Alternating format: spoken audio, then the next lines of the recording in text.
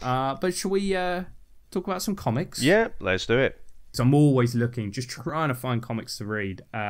So what's a comic you highly recommend? Well, so something that so the thing that I've been ploughing through this last month is the rest of the boys.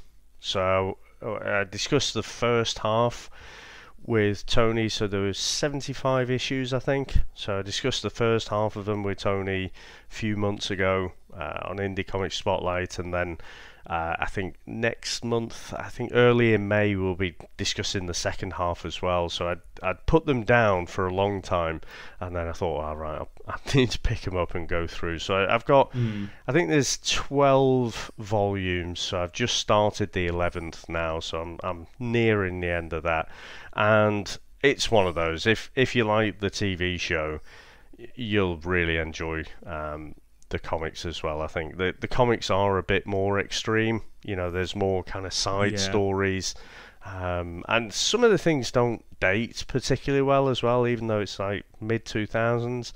I think some of the changes they made for the TV show are pretty good, to be fair. But yeah, it's still brilliant. Still love Billy Butcher. Yeah. I mean, it's funny, like the Boys TV series, I've watched the first 2 episodes. I'm like, yeah, I like this, but I just never get around to watching another one, which is really bad of me. And I have the comics, and I do really want to read them because I've been told they're much more brutal than the TV series, and I heard they are excellent. And so they're definitely on my list. They're on my go-to list. But would you say they're better or worse than the TV series? Ooh. That's a very loaded question as well. I think they're just different. Got to sit on the fence a bit there. I think that, like I say, the changes they'd made. So simple things like in the comics, they do have the boys are loaded up with Compound V as well, so they can go toe to toe with these superheroes. There's also a lot more little teams. So, you know, the 7 is essentially the Justice League, but you've got like the equivalent of the X-Men, you've got the equivalent of the Teen Titans and stuff, and they're all a bit debaucherous, quite honestly. They all really abuse their power, and occasionally get a bit of a kicking from the boys for doing that. So I think also Huey plays more of a prominent role than he does in the TV series. But like I say, I don't think if you just did a Scott Snyder on it, transferred it panel by panel, you know, to the screen, I don't think it would work at all. And that's why I just think it's that they are just different. So in the comic book format, I think they're great. The story as it is, but the TV show, I think it made changes to make it better for the TV. Yeah.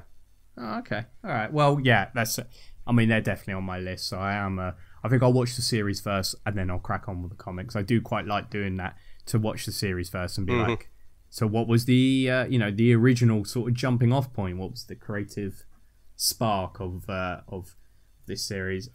Something I've been reading a lot of is DC Universe Rebirth. All the stuff that they spiraled off from the New 52, because I mean, I didn't really realise this, but I heard that fans hated the New 52, didn't like what they did with the characters, and essentially DC Rebirth kind of it wasn't a continuity change as such, but more like a restart of it. It's very weird, and like they're still all living in the New 52 universe, but they're all like similar to the old characters from like the golden age of comics. And there's the Superman we have is from the golden age of comics, but he's living in the New 52 universe because that Superman has died. It's all very like meta and very sort of difficult to understand. I mean, it's hard to keep up because I always tell Luke this, that like Marvel comics are more about continuity, whilst DC just like,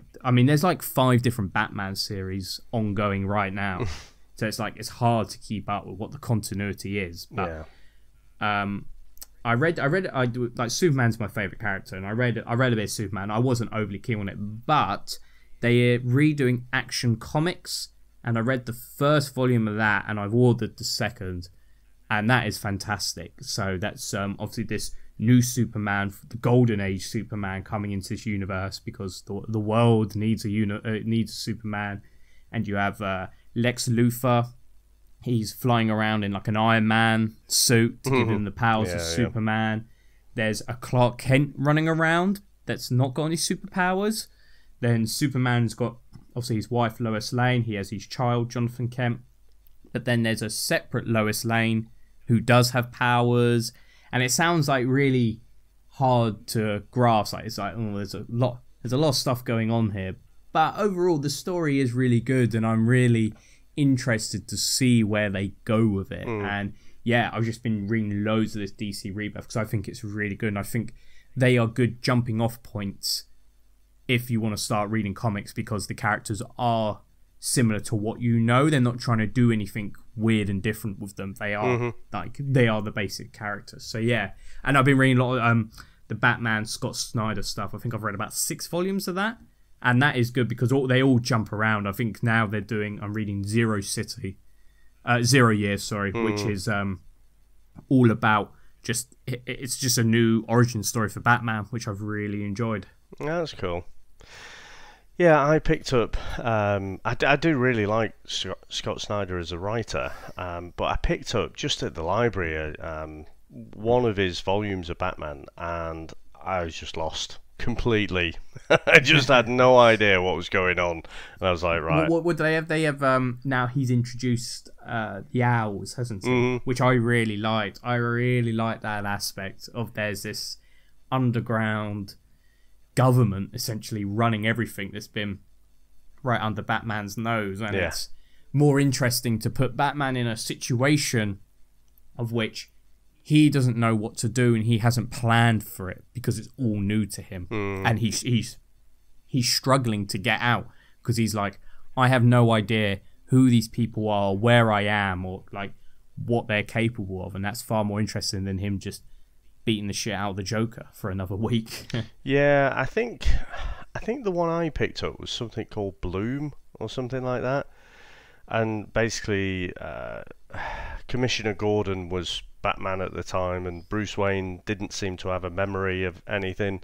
I just I just put it down. I was like, at some point, I really want to go back to the start of Snyder's run, that first New 52 volume, and I'll take it from there. I think I want to do that with Swamp Thing as well.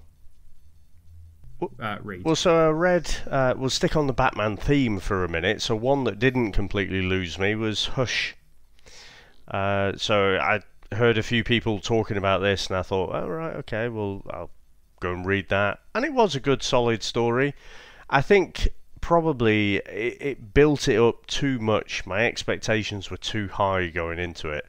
And I was expecting a little bit more because of how high everyone sung its praises. So I thought it was a good, solid story. I didn't really like, there was a twist at the end. It was one of these where you see like 98% of it, and then at the last 2% it was like, haha, it was actually me all along. You've not seen me at all in this story whatsoever. There were different little clues, in some of the dialogue and the things that were going on, but it was actually me, and I just didn't like that. I thought it was...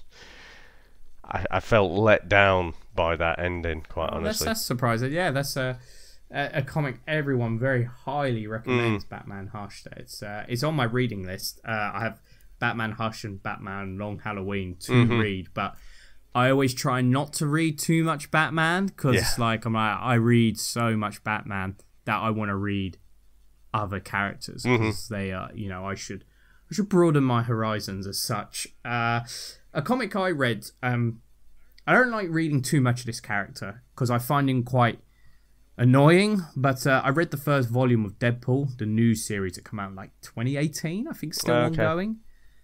I I do like reading Deadpool, but then it's like it's all very samey. Do you know what I mean? Like the humor's like, haha, wink, wink, nudge, nudge. I'm like, okay, well let's get things moving now. You know, you keep turning to look at me and say, I had a film come out a couple of years ago, wasn't that good? And I'm like, but other than that, I do like the series. I just have to do it in bits and bobs to read him because I just get too frustrated with the character. But the first volume was very good. I think there's about 4 volumes out. I think the series might have ended by now, but overall, yeah, like I really enjoyed that first volume. I won't read another volume for about another month, but the Deadpool series that started in 2018 is really good. I'll have to, and it incorporates a lot from the film. Because obviously, like, well, that worked. So why don't we just get Negasonic Teenage Warhead? Right. She was a nothing character. Now she reflects the film version. Yeah, so I've not read that one. I've read pretty much all of the previous runs. You know, going back to the mini series that he had in the 2000s, the Cable and Deadpool.